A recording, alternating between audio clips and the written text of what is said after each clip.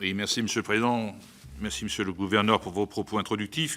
Une première question, vous avez évoqué le sujet des crypto-monnaies. Il en a été beaucoup question ces dernières semaines avec l'effondrement de la plateforme FTX aux États-Unis.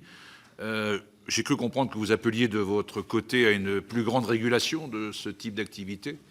Alors, est-ce que vous considérez que c'est un accident de parcours, un épiphénomène ou un problème beaucoup plus profond qui nécessiterait qu'on l'appréhende de manière politique au sens large?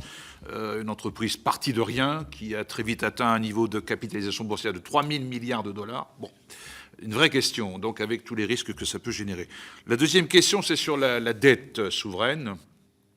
Avec sa politique de rachat d'actifs de dette des États, la Banque Centrale Européenne détenait, enfin je crois savoir, mais vous confirmerez, c'est pour ça que je voulais vous interroger là-dessus, entre 20 et 25% de la dette française, c'est bien cela. Alors ma question est la suivante, comment cette dette... Comment ?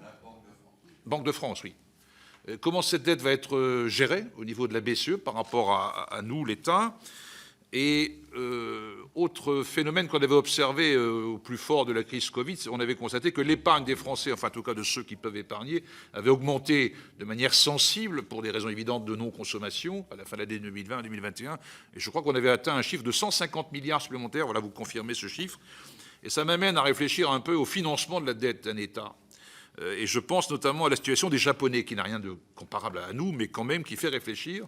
La dette japonaise, elle est à 250% du PIB du Japon, mais elle est détenue à 85% par des investisseurs japonais, institutions et particuliers aussi. Alors, est-ce que cette épargne des Français ne pourrait pas être l'occasion d'imaginer un autre type de financement d'un État comme le nôtre, en tout cas pour une partie, de manière à se défaire un peu de l'emprise des marchés financiers qui financent allègrement notre dette, puisque nous allons réemprunter cette année 270 milliards d'euros, comme vous le savez. Merci.